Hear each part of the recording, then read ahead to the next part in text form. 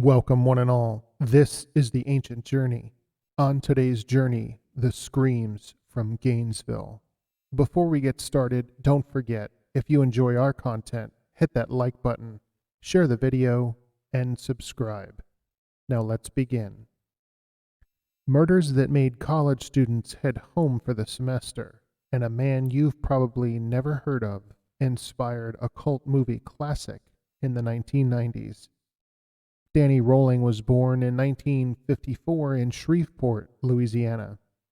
Danny was born to an abusive family who would not hesitate to beat Danny at the tender age of 1 just for not crawling properly.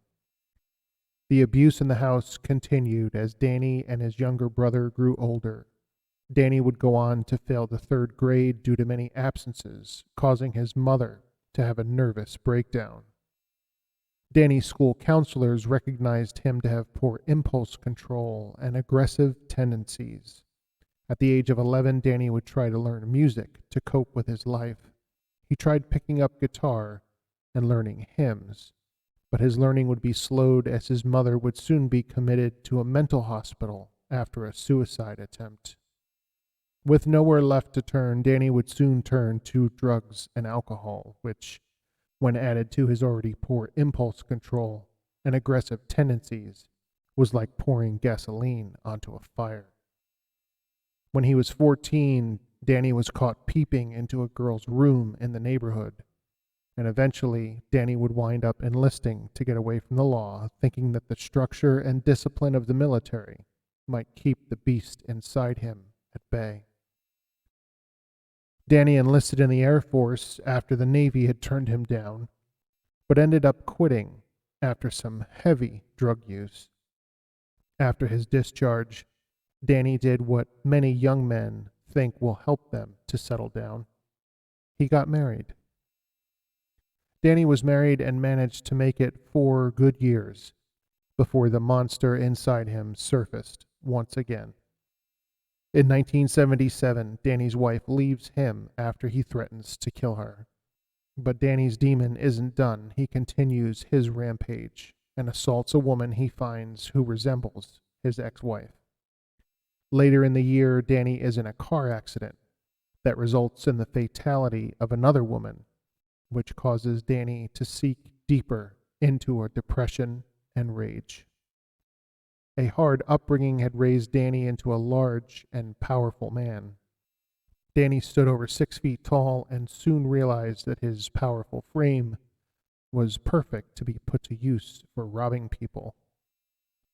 He would soon be in and out of prison and would change jobs very frequently, and during this time, the murders of Julie Grissom, her father and nephew, shock the southern town of Shreveport. Grissom's corpse is left behind in a suggestive position. She is also stabbed to death. The position Julie is left in becomes a powerful clue for investigators later on. In 1990, Danny Rolling would shoot his father twice, nearly killing him and costing his father, James Rolling, an eye and an ear. Now, on the run, Danny would use stolen identification to assume a new identity. Danny would become Michael Kennedy Jr. and would hop a bus to Florida to avoid the police. But the beast followed Danny onto that bus, and no matter what name he went by, Danny was still the same person on the inside, and that beast would soon be unleashed into the state of Florida.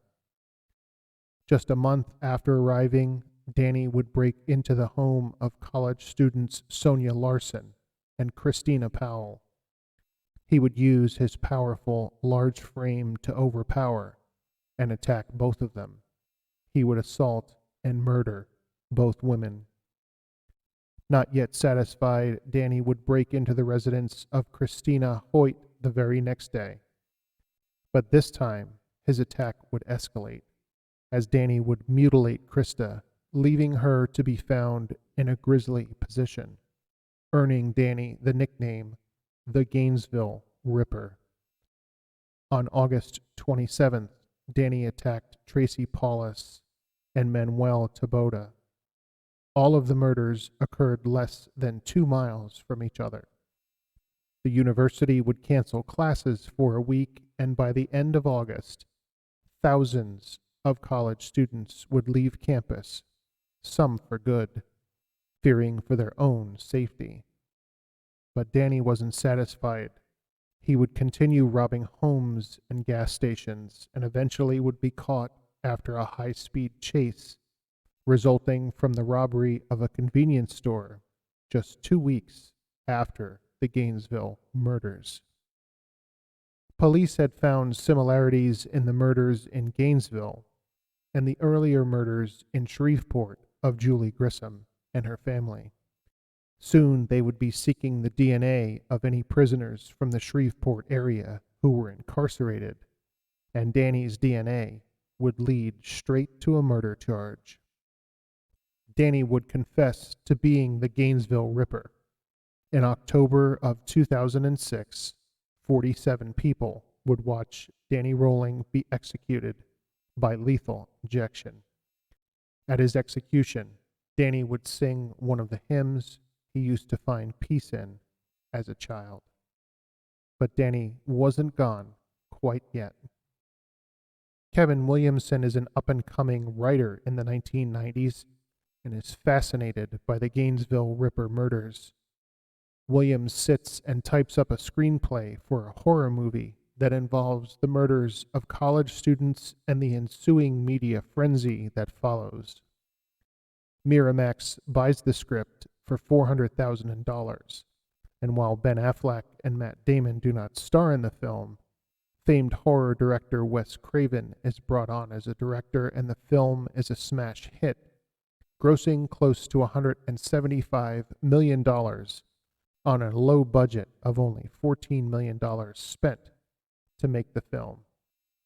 The film is called Scream, and its characters and the film become 90s pop icons.